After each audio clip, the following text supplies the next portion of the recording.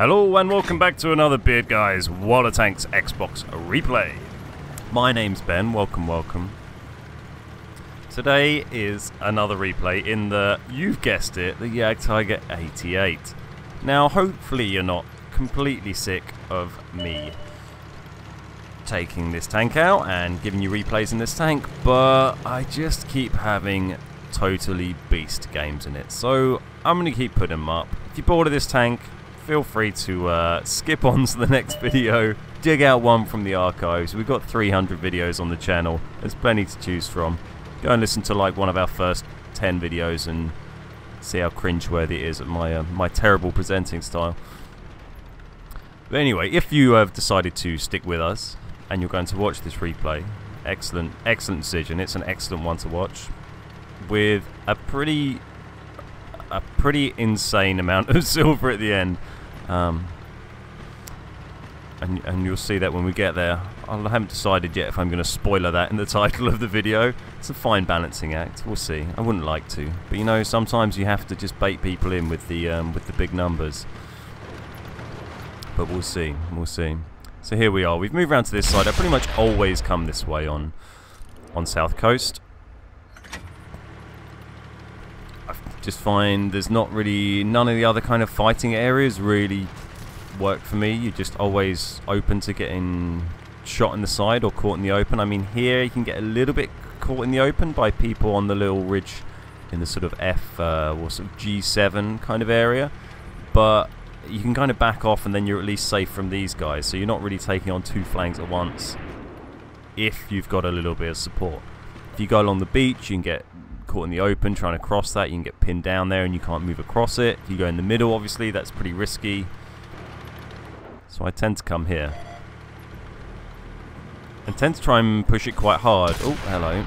So, oh yes, so this is another battle. I just recorded a commentary in a bat chat round that started very badly and then turned round. This is another one that starts very badly and then turns round. I just get absolutely done in by this guy. I have to just run away and lose 400 health. Luckily, although he circled the crap out of me, he's got a pretty low damaging gun, so I was able to only lose about, what, a quarter of my health there. Not a great start. Oops. Done one damaging shot and taken 400 damage. But that's fine. It's kind of onwards and upwards from here, so let's see how we get on. We're on 912 health now. Let's see what we're at in a few minutes' time. So this guy's got no chance. I'm not sure he could even really pen my lower plate. It's probably not with standard ammo, so he's down.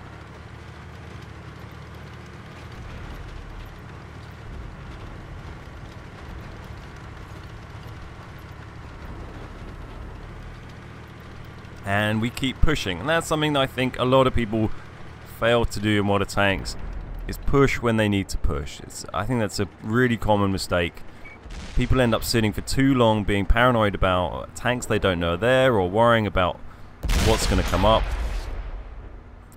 and they just sit there. Whereas if you push, you can clear your flank, and then if you need to support another flank, you can do that.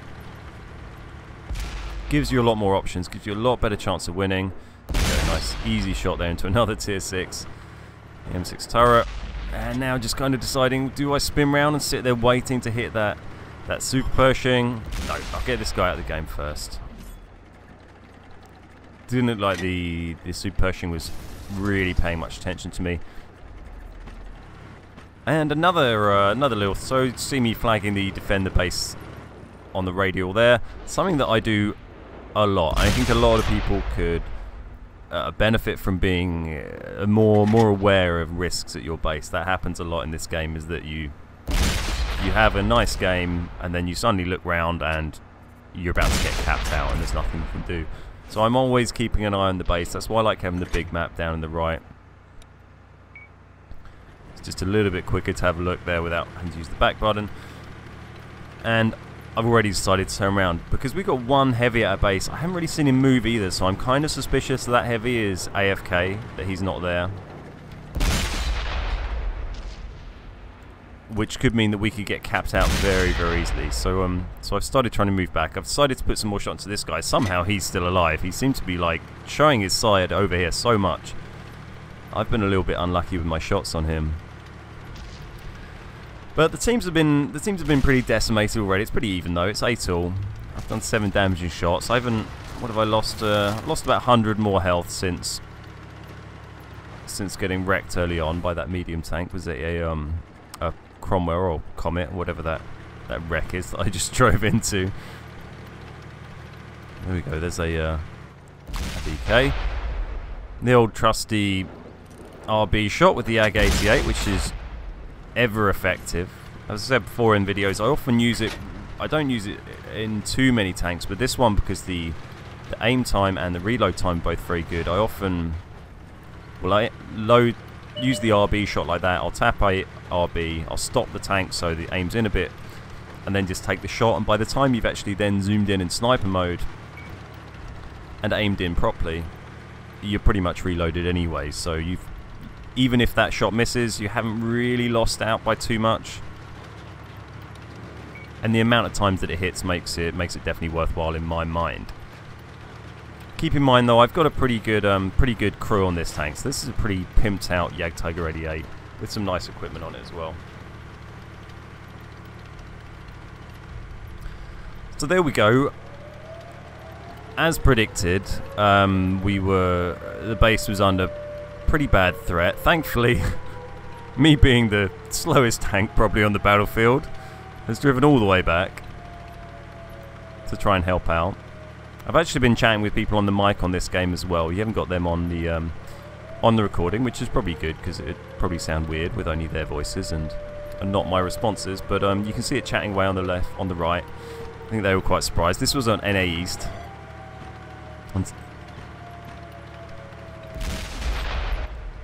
And so I started chatting to these remaining guys that were left, or were left watching. I think they had a platoon mate still hanging around. And they were giving me a little bit of info on what's going on. We managed to get hit on the Borsig there to reset that. I'm trying to get shots off on different tanks to keep resetting the defense points of different guys here. And now I'm thinking, okay, I'm pretty screwed. I'm going to expose my lower plate.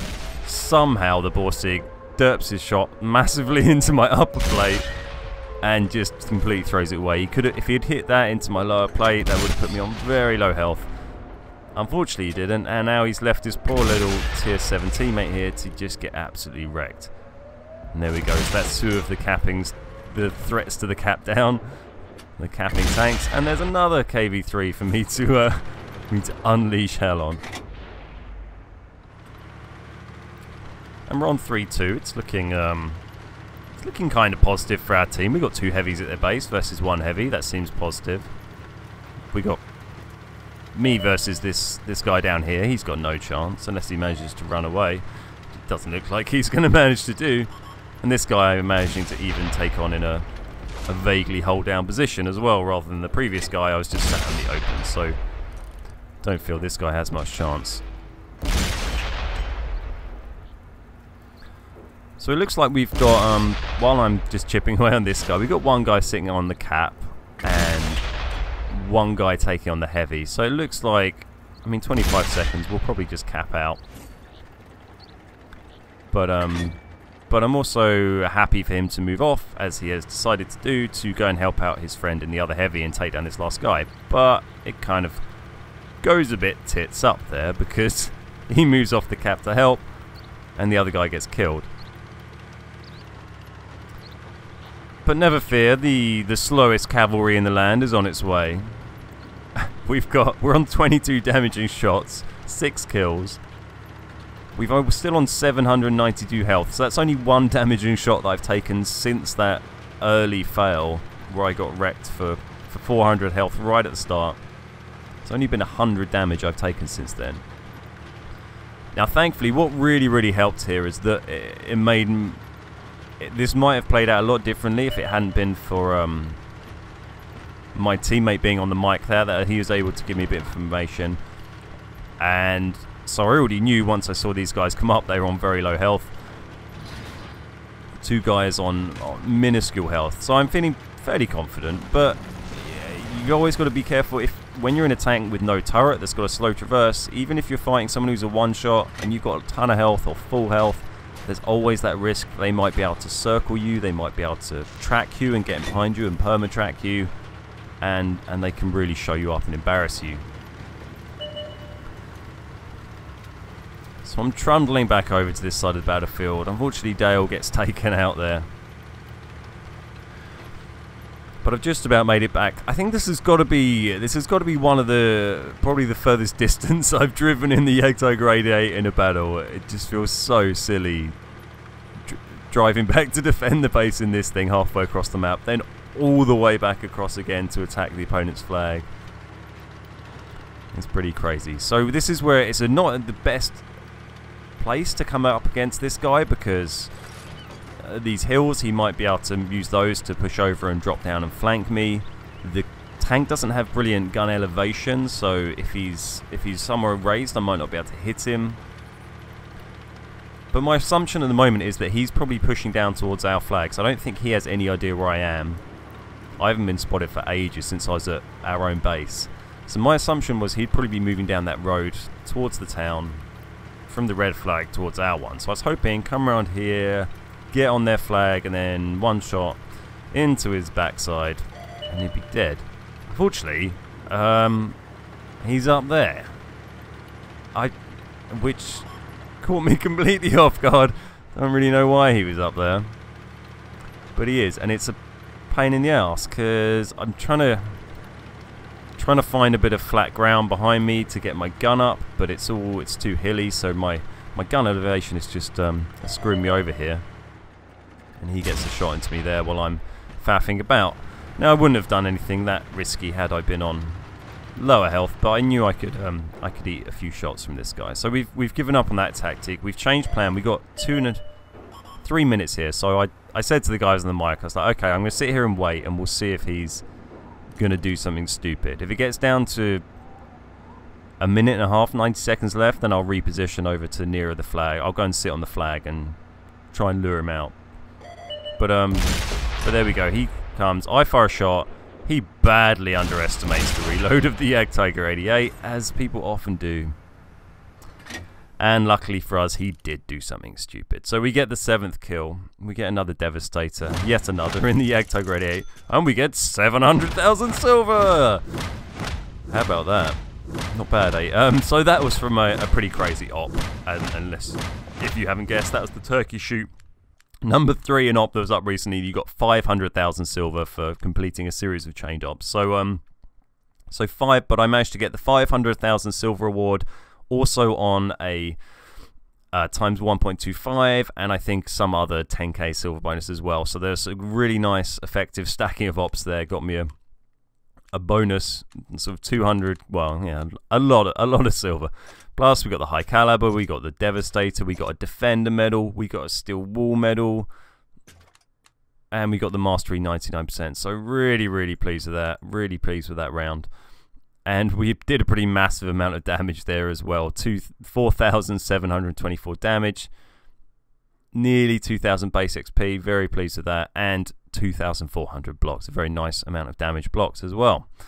Only a 126 assisted, which was slightly surprising. But I guess I just wrecked everyone rather than helping anyone else wreck them instead. Anyway, so I hope you enjoyed that replay. I had a really good time. I thought it was a pretty cool battle to bring you guys. So hopefully you enjoyed it. If you did, please think about hitting the like button and leave a comment. Let me know what you thought. And subscribe to the channel if you might want to see more things like this. So nice one. Thank you very much for watching. My name's Ben. We're the Beard Guys, and I'll see you next time.